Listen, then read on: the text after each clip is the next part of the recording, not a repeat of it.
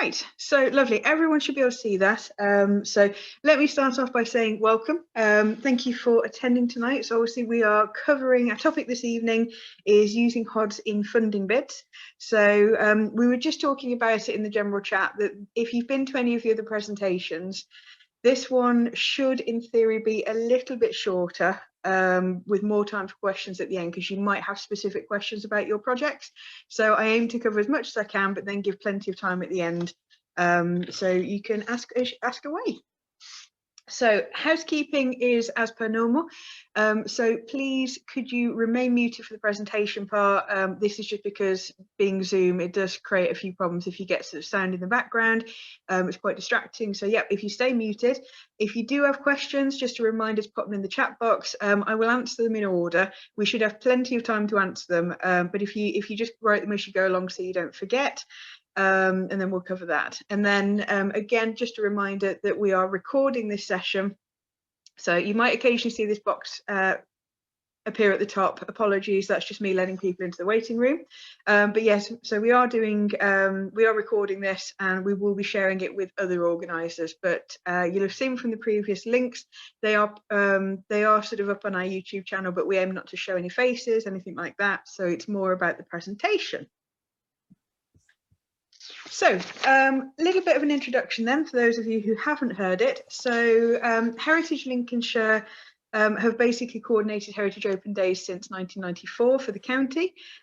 We produce an annual festival booklet. In previous years we've done 25,000 of them.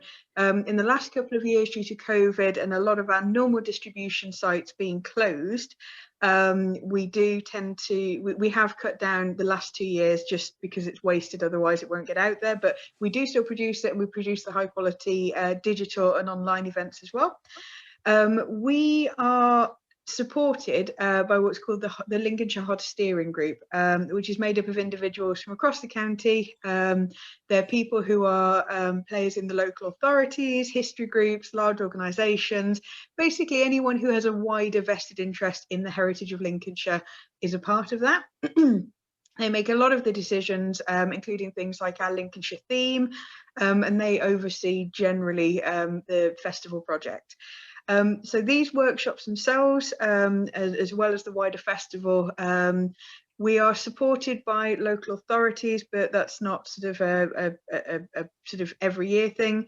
What they tend to do is, if they're able to, they support it year on year, and we try and sort of make the best use of that funding to obviously cover the costs of the festival where we can, but also to try and do more each year to help organisers as well. So in the past, we've actually done that in person, where we do road shows and workshops and things. But obviously, because of COVID, this year and last year, we did more of an online focus, just to try and upskill things just in response to COVID. So I'll just double check. Chris, I'm just going to mute you a second. So there we go. Perfect. Okay, so what are we actually going to cover tonight, though? So tonight we are looking at what funders actually look for. This, I hope, will be helpful to everyone. This is irrelevant of HODs. This is just, we need to have an eye on sort of, if we're applying to funding bodies, what are the hoops they're going to ask you to jump through? So, and then we'll cover on how you can actually use HODs to your advantage. And what I mean by that is, this whole session is about teaching you to be efficient with your sort of funding bids and trying to gather as much as you can in one go, rather than having to sort of chase around after your own tail to do it. So this is what we're going to use HODs for. There's a bit of a breakdown about some suggestions for you on how you can do that. And then, of course, we've got the Q&A at the end. So let's have a little chat about what funders look for. I found this quote online and I was quite pleased with it. So it's a bit of a funny way. So we say when we think of funding applications, so there are quite a few different approaches, but the easiest way is just to visualize it as a set of hoops which you have to jump through as an organization or as a person doing the bid for the decision makers at the funding body to even consider your project. Now that's important. So you have to bear in mind that you don't want to fall at the first post. You essentially, if you follow these steps, you're in with a shot, basically. Any kind of funding is risk-based, so you have to imagine that the funders themselves need to protect the reputation of their organisation as well as support the projects which represent their organisational aims, and we'll talk about that as well in a moment. And we'll look at that on the next slide. But there you go, there's my quote for the day for you. I don't expect you to jump through hoops to make me happy. I expect you to jump through hoops whilst you're on fire to make me happy. So think about that while you're doing your funding bits. So these are your key hoops, if you will, to jump through for funders. So these 4 hoops are what I would class as your starting points. Remember, they don't actually guarantee success because competition might be really, really high. But the more of these categories that you meet in your application, the more likely it is your project will get through to that final stage of approval for funding. They're applicable for every single funding body and can be tailored to suit everyone. So let's look at them in a bit more detail. So the top left one, we've got aligning your project with the funder's key aims and ambitions. Now, sadly, funding bodies do not just give away money out of the goodness of their heart, as much as we wish they did. They will all have a list of criteria that they have to meet as prescribed by their key stakeholders. Now, stakeholders could be anyone from trustees, they could be the managers of a trust. If you look at the National Lottery Heritage Fund, their stakeholders are lottery players. You know, that's who they're looking to benefit. So this will always vary from funder to funder, but they should advertise this in their grant information for applicants. So every grant somewhere will have some sort of information pack which tells you a little bit about the organisation. They're not telling you about the organisation just because they want you to know more about it. It's because they want your project to somehow fit in with their organisational aims. You're helping them achieve what they want to achieve. If your project doesn't meet any of them, then the chances of your application being immediately discarded in favour of someone else's is quite high. So do bear that in mind. Now, as an example, I mentioned the National Lottery Heritage Fund. If you're interested in what their aims are, because that's quite a common one, people have applied to before, we apply to them quite frequently. They do a lot with heritage sites. So they describe their aims as outcomes. And what they say on their website is they have 9 in total. The 6 they're prioritising for 2021-22, so that's this year and next, is all to do with the COVID pandemic. So they're looking at trying to get a wider range of people involved in heritage. That's a mandatory outcome. So they say that every project they fund must achieve that mandatory outcome as a bare minimum. They want the funded organisation to be more resilient. They want people to have general greater well-being. They want people to have developed some sort of skills. They want the local area to be a better place to live, work or visit. And they want the local economy to be boosted. Now, remember when I said the first one is the only mandatory one, but the more of those smaller hoops you can jump through, the more appealing it looks to them as a project. Now, in future years, once COVID becomes less of an issue, they do have other outcomes that might tie in with what you want to achieve with your projects. These include heritage being in better condition, heritage being identified and better explained, and people having learnt about heritage, which leads to some change in ideas and actions. Now, I know that sounds a little bit wishy-washy, but they do go into, if you have a look at their website, they'll give you good examples and they'll give you information about what that means. Now, as I say, that's only the National Heritage National Lottery Heritage Fund, otherwise known these days as just the Heritage Fund, because it's a bit of a mouthful. But we used to know it as HLF, if anyone's sort of familiar with funding biz. They used to be Heritage Lottery Fund. We now just call them Heritage Fund or the National Lottery Heritage Fund. So that's an example of theirs. But if you look at any of the key funders, they will have that information to hand because they're not setting up for you to fail, but they do require you to do a little bit of work to show you invested in the project. So moving on to the top right then, we have qualifying your project. So you have to think of qualifying your project as the evidence gathering aspect of your application. Many think this just relates to figures like costs, like dates, like timings. And you know, those are really important. You will need those, but you also need to prove that there is some sort of benefit to your project and it's not just self-serving. Remember, most funders will want to see a community involvement or steer in your project. So any evidence from visitors asking what they'd like to see is absolutely golden for the purpose of your application, because it shows that you're responding to an actual desire within the community. It shows the need for the project. This also links to our next point on partnership and support. So bottom left, you've got fostering early partnerships and support. It used to be that funding bodies were quite happy to support a large project which only has one organisation involved. However, that has recently begun to develop as their approach to risk has changed slightly. So funders now want to see evidence of partnership working, even if it's on a small scale. For them, it mitigates some of the risk, as the hope is that partner organisations will essentially try and keep each other in check, and all of them will contribute to the success of a project. In addition to this, it demonstrates a sense of community and a broader outreach. So the partners, what do we mean by this? The partners don't actually have to be equal.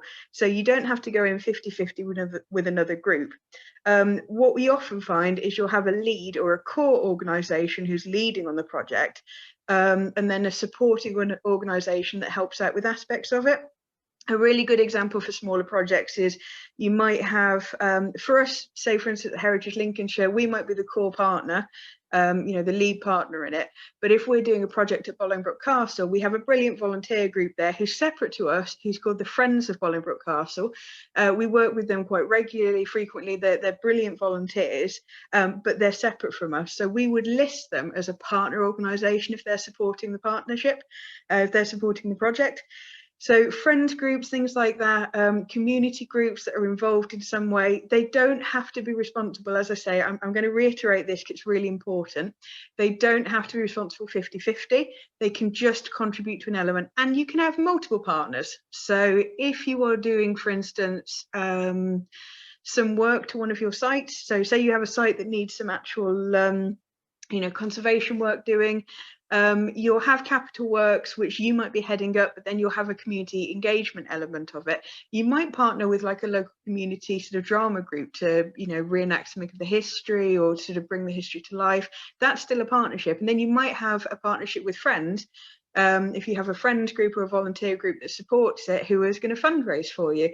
Those are really good, and that actually brings us in a moment to obtaining match funding. But actually, before I move it on, I have one more point for you on the support side of partnerships. So something we find is quite a handy trick, which will enhance your application.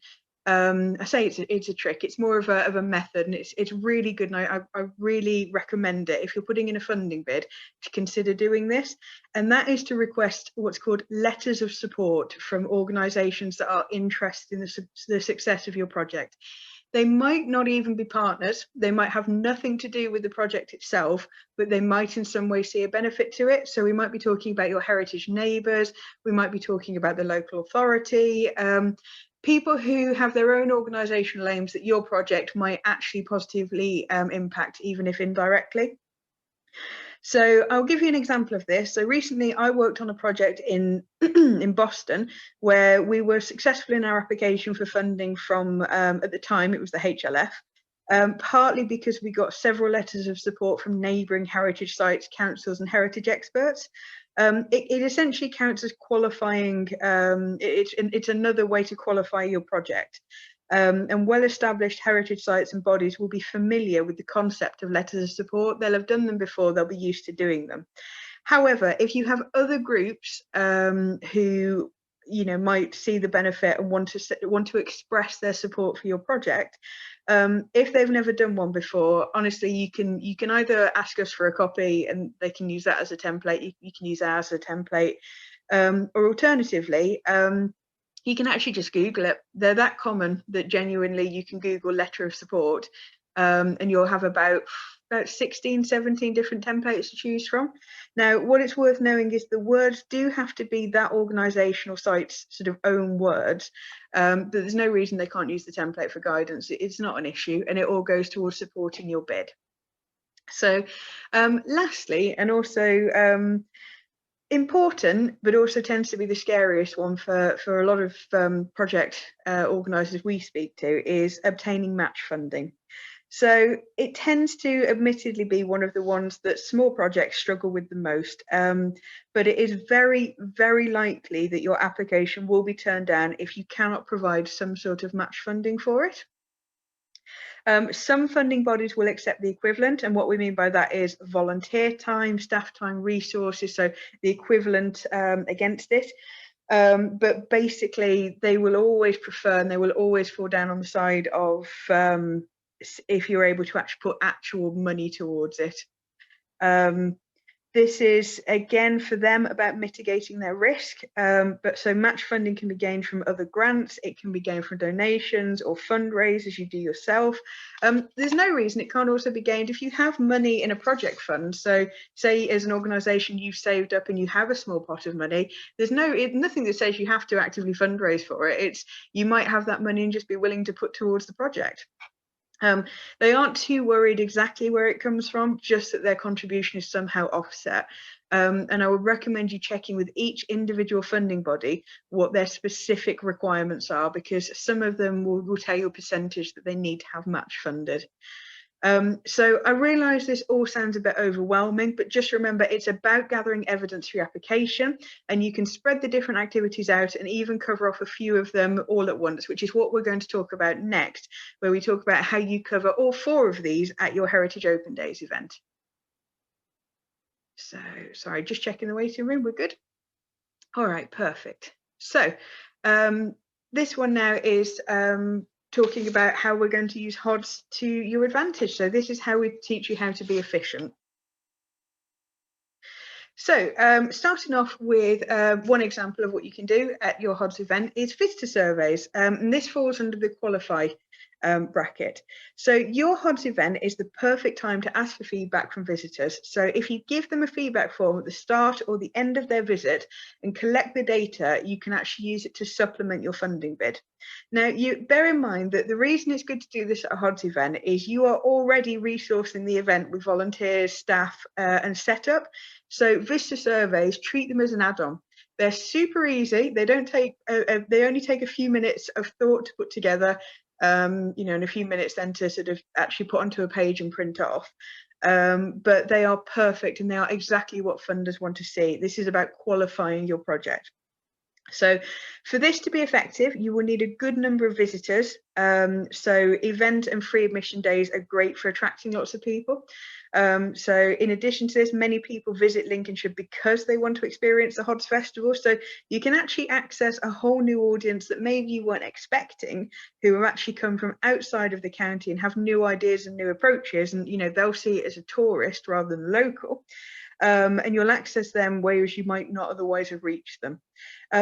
As I say, visitor surveys are absolutely brilliant for qualifying your project. The best evidence is data gained from closed questions. Now, I'm just going to briefly explain what a closed question is. So, sorry, going back one. There we go. A closed question is essentially something where they can either tick a box to or answer in 5 words or less.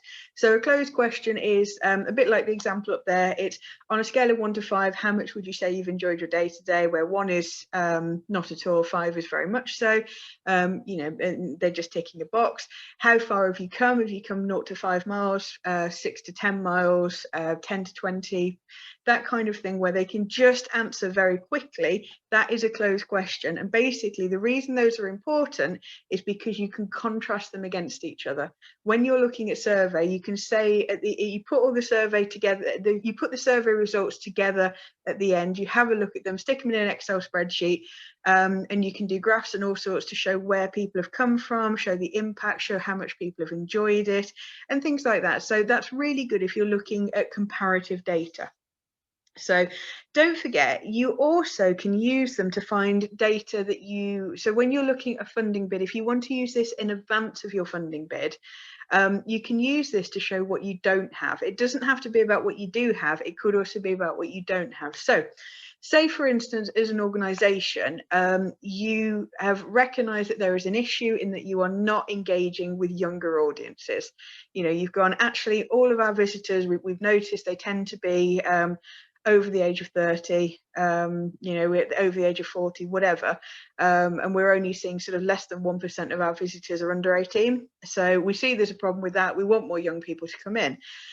If you do, so when you open your HODs event, do a visitor survey, and if those results reflect that, you know, that you're not getting a younger audience, you can use that as evidence to say, look, there is a problem here. You can see from this visitor survey that less than 5% of our audience that came to our busiest day of the year were under 18.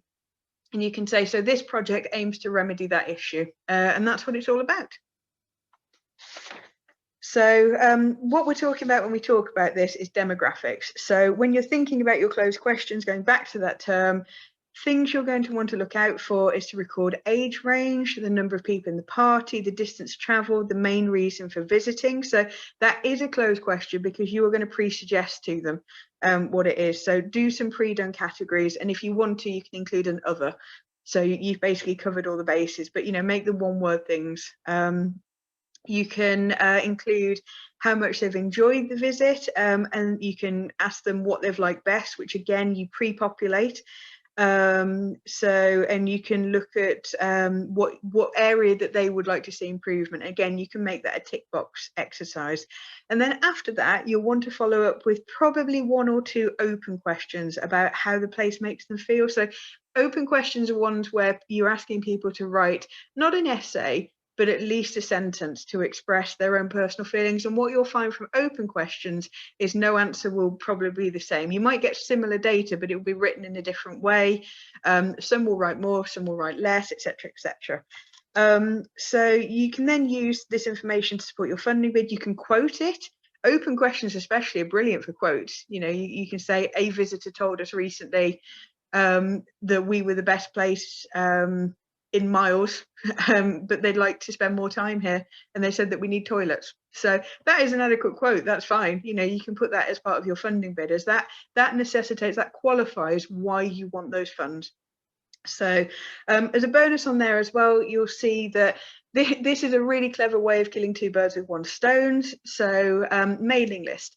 If you have a mailing list for your organisation of supporters, on a visitor survey, if somebody has shown interest in the site, you can always include on there at the bottom, just would you like to join our mailing list and find out more about the site, find out more about the project, etc., etc.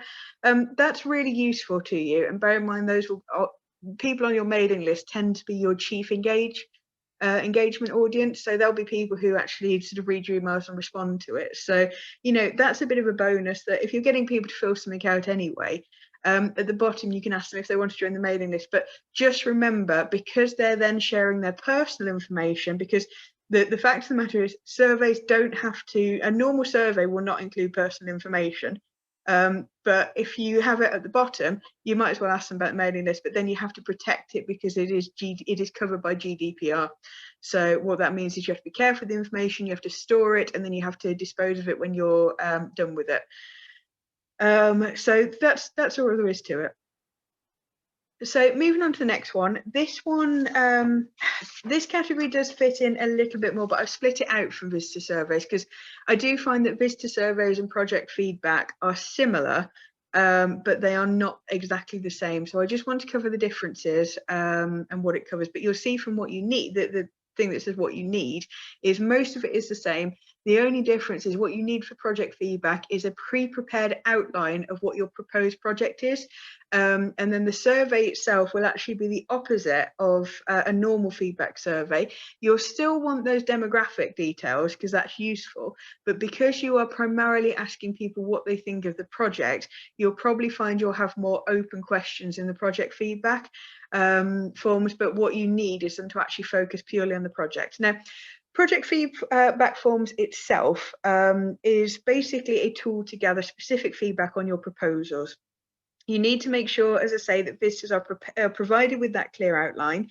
And you can also tailor it to what stage your project is at. So yeah, so I'm saying project feedback, this isn't just for when you put your funding bid in. When you are successful and you get the money from your funding bid, that's brilliant. However, you know, don't think it ends there. You are going to need feedback all throughout your project. And depending on the size of the project, the funding bodies may ask for feedback and evaluation as you go through.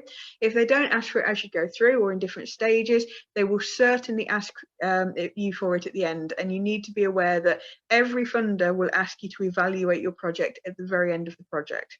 So project feedback, again, is absolute gold dust for this, because it's evaluation. You're asking people to evaluate your project and they're doing your job for you, which is great. You just have to translate that into something meaningful for your project. So the difference is, at the beginning, you will essentially want really open questions about what people want to see and who they want to see you working with for your project. Once the project is underway, however, you might want feedback on something much more specific. So you might have a project feedback form which is dedicated to one event that's run as part of the project, and you want feedback on that activity, those installations, or decisions which quantify and evaluate the impact. Now, funding bodies themselves want to see an evaluative approach.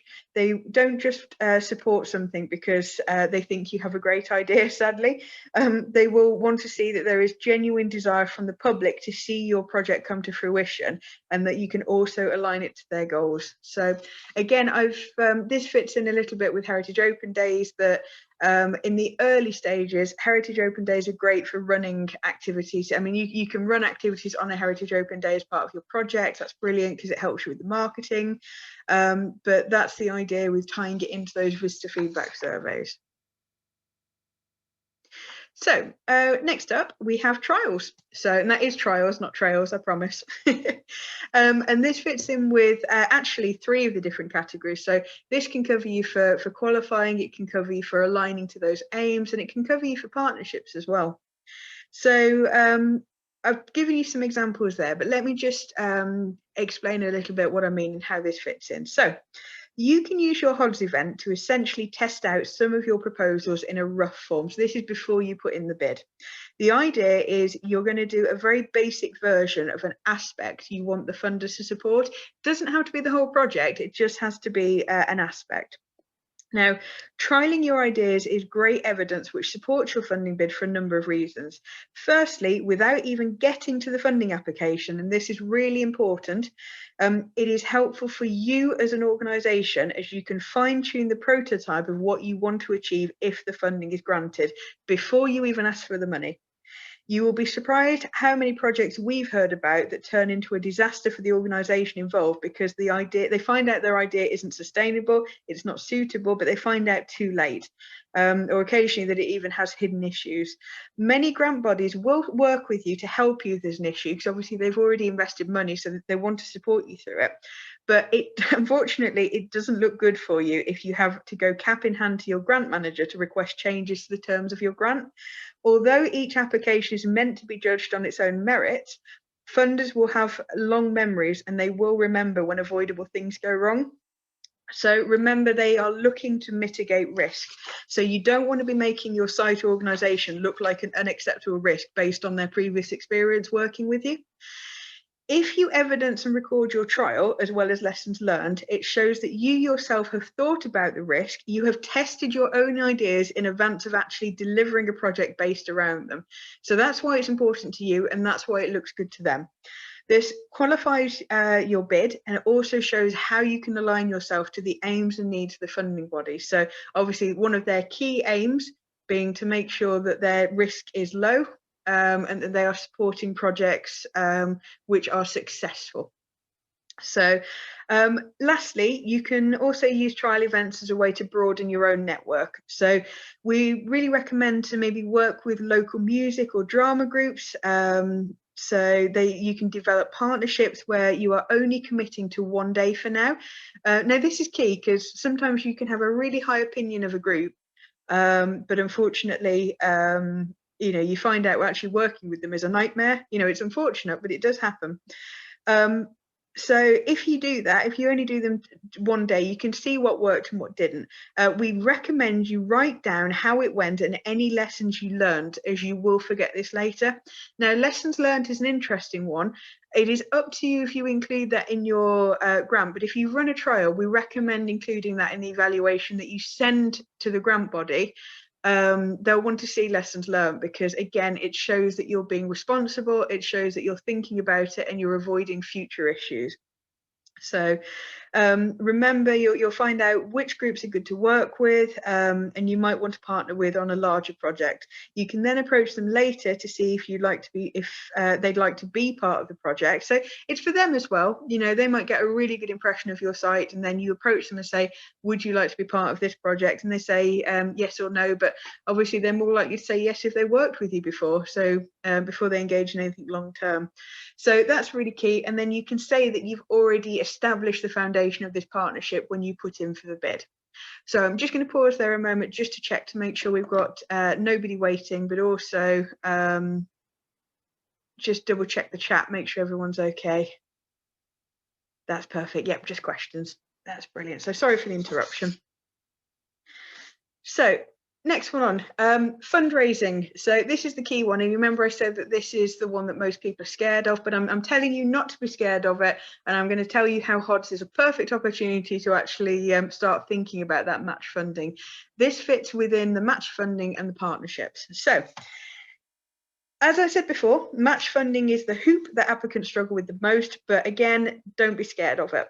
There is absolutely nothing stopping you from doing your own fundraising to establish a budget to match against a bid. Remember that HODs has a huge nationwide reach, so if you're fundraising on an event day, go for a festival event. And the reason I say this is twofold. One, the event is free, so people often don't feel quite so picky about giving you a donation. But also, don't forget, you'll have the chance to attract holiday makers who, statistics show, do tend to spend more money whilst on holiday than locals do in their everyday, which I know is a bit cheeky, but you can have a look at the statistics. But what we find is people, even if they're day trippers, if they've come on a little holiday somewhere, they'll be willing to spend more so than they would on just a normal day, because they're not thinking about budget, they're on holiday. So you'll find you'll be more successful on days where you have people from outside the county, because they'll go a bit deeper into those pockets. It's unfortunately, I can't say it happens all the time, but as a general rule, that's what we've found. So let me start you off with 3 different ideas, which all have their own merits. And I'll go into some detail on some of them as well, just to give you some of the legal bits and pieces around it. So firstly, you have your basic level donation pots, raffles and tombolas. Now, many visitors will be familiar with the setup. You know, you'll see them at schools have them, school fetes, quizzes, things like that. You know, fairly common, but you might require volunteers to remind them to donate. So ask and you will receive. That's what we say. There are different requirements in terms of licensing for anything that's classed as a gambling activity, even something super small like a tombola or a raffle. You do have to bear in mind that there are some restrictions. So not as many as you think, and I'll just run through them in case you do want to use these at your event. So most people here, if you are going to do some sort of raffle or a tombola, you'll be absolutely fine. So there are different classifications of how they look at it. Now, if you are doing something, if you're doing all ticket sales and draws on the day of the event, so on one single day, it's classed as what's called an incidental non-commercial lottery. It doesn't require any permissions or licenses. You don't have to let anyone know. These are the ones that you might have seen at other events like school fetes or quiz nights. This also includes, interestingly, is a sweepstake. So this is where participants will pay to randomly pick a number in a guess the number of sweets in a jar game, or squares on a lucky numbers grid, that kind of thing. And then the person who guesses the winning number wins. So the key bit on that one, it applies if it is a non-commercial a fundraiser. What we mean by non-commercial is it cannot be for profit. You can take the profit and have it as a donation for the project, but it has to be classed as a donation. You can't use it as sort of business turnover. In addition to that, for it to be incidental, it can only be one day. Now that's really important, because if you are running an event that goes over 4 days, you could in theory have a lottery every single day where you do a draw at the end of the day, and that's that. However, what you cannot do is do a lottery on the first day and then carry on raising money for the lottery. You know, people buy tickets throughout the event, so for the 4 days, and then have the sort of draw at the end. You can't do that without getting a small license for it. It is only a small one, and I'll explain that in just a moment. So it depends on how you want to approach it. So if you do want to run that lottery for a longer period of time, remember, it doesn't have to just be your event. You could do it in the run up to it. You could do it past the event. You could do it for 6 months, 12 months, whatever. So the way this one works, and it does go even higher, but I'm going to talk about what I think will be applicable to most people here. This is where a visitor will pay for a ticket to win a prize, and then this is what's called a small social lottery. Even if it's a raffle or a tombola, it's still classed as a lottery. So small social lotteries do not require a license, but you must register them with the local authority. So you don't need a gambling license, a lottery license, but you need to register them with the local authority, and there may be a fee attached to that. It depends on who your local authority is, but it's around about £20 to £40. So if you think you're going to be raising a lot of money that way, you know, it's barely anything. But just remember, you need that that authorization before you can go ahead. So I'll just explain what it is and what the differences are. So society lotteries are essentially promoted for the benefit of a non-commercial society. So charity is fine, you know, something like that. A society is classed as non-commercial if it is established and conducted for either charitable purposes, enabling participation in sport or a cultural activity like a theatre, or any commercial purpose other than that of private gain. So most people on the call tonight, if not all of us, will fall into that category. A small social lottery will not have proceeds that exceed £20,000 for a single draw. That's really important, because if you go more than £20,000, first off, I'd like to know how you do it, because that's ridiculous money. So, you know, if by all means, please tell us if you have that secret. But if they do exceed £20,000, that's when you need an actual lottery license, which that's much higher. That goes through the government, the larger government, goes through the gambling wing who deal with sort of gambling and betting, not your local authority. So that's important. Also, it can't have aggregated proceeds in excess of 250,000 in a calendar year. So if it's the same lottery that you run regularly, so you remember that first one that says £20,000 in a single draw, but if you do it every month, you can't have it add up to more than £250,000 in the whole year. So, and these ones will take place over more than one day as well. For something a bit more advanced, so moving away from raffles and tombolas, I've said that they're basic level and they're easy. I know I've overcomplicated that with the info, but I figured it'd be more helpful to tell you about it, and you just know, then you don't have to go researching into whether you need a license or not. So moving on then to some a little bit more advanced pledge forms. Now, what these are is it's when you don't take any money at the time, but you will get people to submit their details confirming that they will support the project if it happens by committing to a specific sum. People like this because if the project doesn't get off the ground, then they don't have to pay anything. But if it does, that's when you go sort of asking them to pay up their money. You can list anything as a sum, but the usuals are around £50 to £500, because realistically, if it's less than that, it's not worth you keeping their details over. Remember GDPR that you are responsible for those details. So if it's smaller than that, you know, it's best to keep it to the basic level, asking them to make a donation on the day. But if they're giving medium-sized amounts, so anything over £50, it's probably best asking them to do a pledge, and then they can do it by bank transfer, check, whatever.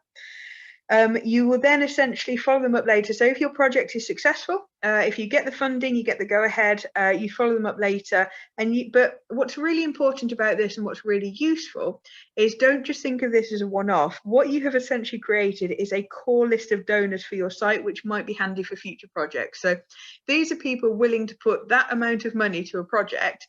If they're really pleased with how you deliver the project, the chances are they will support you again. So, you know, and then you have you ask them if you can keep them on the donor list, and then you have that for future, and that's great because that will help your organisation. Remember as well as that pledge forms don't just have to be for individual Pledge forms don't have to just be for normal visitors. You can also ask businesses to pledge their support as well. And this is where we come under partnerships. So it might be that you get a business who is sort of interested in supporting you. You ask them to make a pledge. Many businesses now have a charitable wing to them. They have their own aims, which says that they want to support their local community or they want to support a local charity. So there's no reason why you can't ask them. Invite them to your HODs event. you know, it's free anyway. So just get in touch with a local business that you'd like to work with and just ask them to come as like honorary guests or something. Then ask them for money. That's the trick to it. The only thing to remind you with this, though, working with businesses and sort of looking at pledges and sponsorship. So you do have to remember that essentially you have to make sure it's all above board. And what I mean by that when I say all above board is you will find that some funders will want to know about any sponsorships you have, just so they can check off that they are reasonable businesses to work with. So as an example for you, they won't want, funders won't be happy with being involved in a project that has sponsorship from, say for instance, a business that's recently been in disrepute for tax evasion, or has been in disrepute for other reason, you know, anything that sort of got them into the papers or got them into trouble. They may also not want to be involved with particular types of companies. So say for instance you had money from the landfill community fund, something like that, where they're very keen on nature. They might not want to sort of work with any company that's got ties to badger culling or sort of unethical treatment of animals, things like that. They might not want to be involved in, this is just any funder, in sort of companies that promote cigarettes or alcohol. So it is always best to check with your funder. Some of them will have it, some of them will have a list of people they will not work with, just to make sure that you're okay working in having sponsorship from a company. It doesn't cost you anything to check, so that's just something to be aware of. And lastly, you've got selling food and drinks. Now, what I've put on here, and this is quite key, is it has to be for a suggested donation. And the reason I talk about that is because of the of health and safety, basically, and food hygiene. If you are selling food and drinks, you will need some sort of food hygiene. The bare minimum is a level 2 in food hygiene. Now you can get that, your organisation might already have that if you have a cafe, or if you regularly have volunteers serving refreshments. But if you don't, and you're not prepared to send somebody on the course to do that, you need to do it by donation. And you need to make it clear to visitors that you don't have a food safety. But, you know, if you're thinking about things like homemade cakes and stuff like that, it's very low risk anyway. But you have to ask for donation, because you cannot take cash for things that otherwise, as I say, you get all this testing. So bear that in mind. It's a really good way of raising money, but just make sure you make it clear that you don't have a food hygiene certificate. And obviously use your common sense as well as to COVID and other things, you know. So I wouldn't recommend doing anything raw meat based, but you know, cakes and sort of things like that, things you pre-bought, brilliant, go for it. Why not, you know, do it for donations. So and lastly, I've put there an important, just something to bear in mind. No matter what you do when you're doing fundraising, you need to make it clear what you need the money for.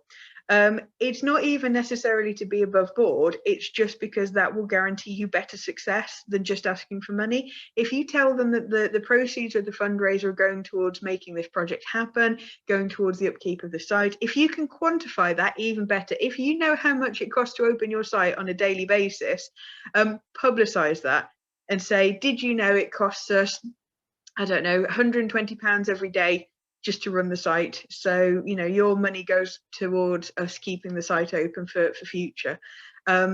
Make sure you do that, because we found it's a really effective way of communicating how much their money goes towards.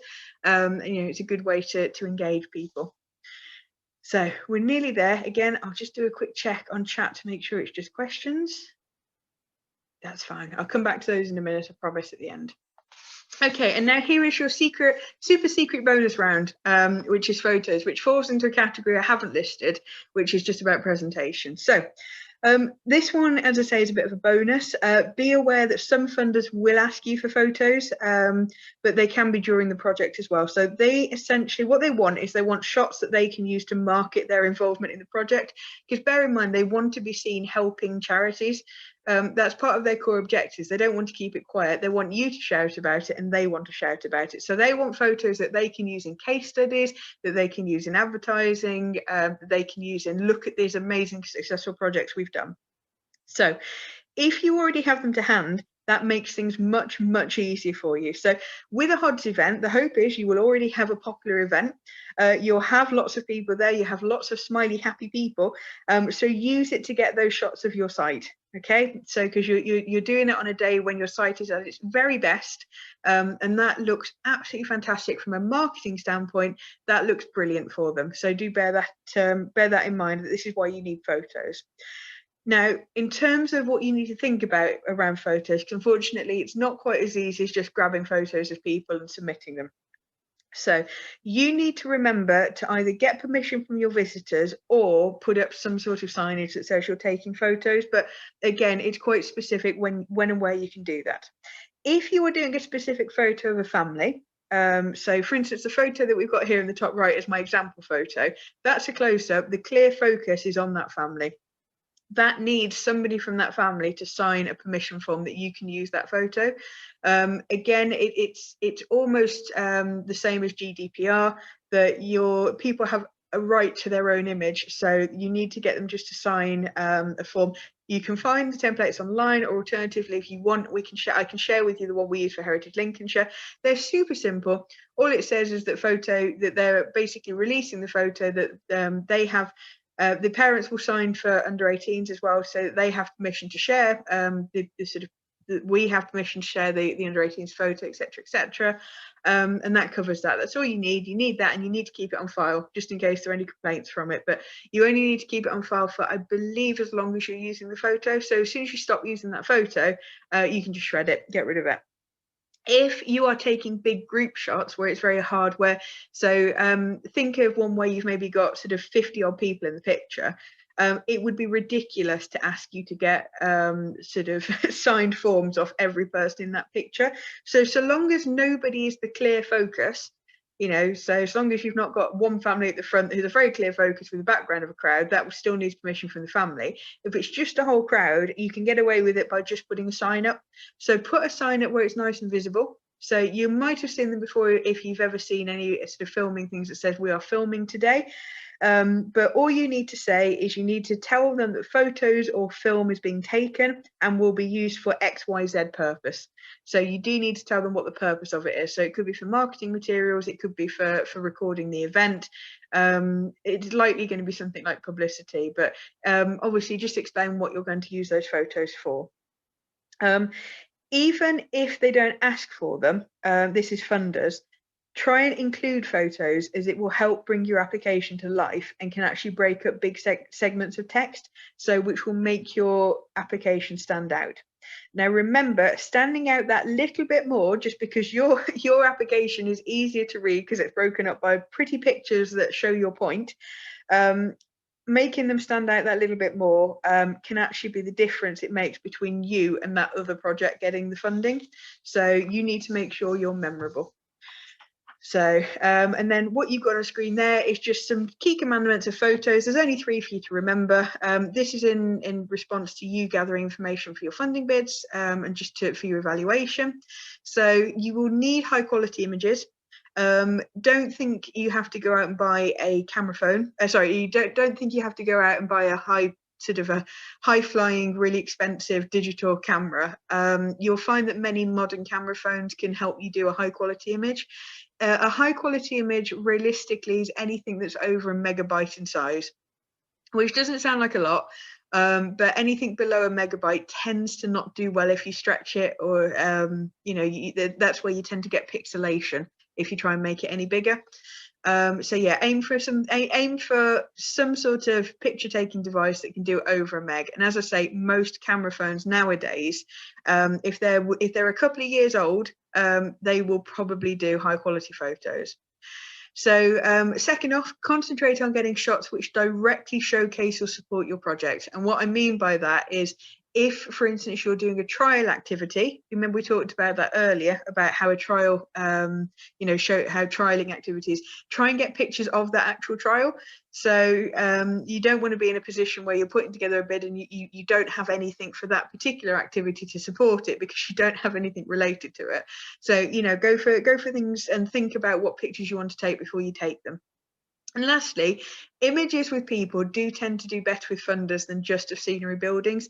There's nothing wrong with a nice picture of the building, especially if you're doing capital works and, you know, showcasing what you actually need to improve with it. However, bear in mind that every funder will be interested in seeing the impact of your projects in people. This is why most projects will have some sort of visitor engagement element to them. So don't just send them pictures of your scenery in your buildings. Send them pictures of group scenes, send them pictures, even if it's volunteers, doesn't matter, just send them so your picture looks alive and your site looks alive. You know, that always reflects really well on you. Okay, so I have waffled on for a short while now, but that has pretty much brought us to the end. So what I'll do is I will exit out of the presentation and then we'll go through some questions, and I'll let you unmute as well. So if I stop sharing.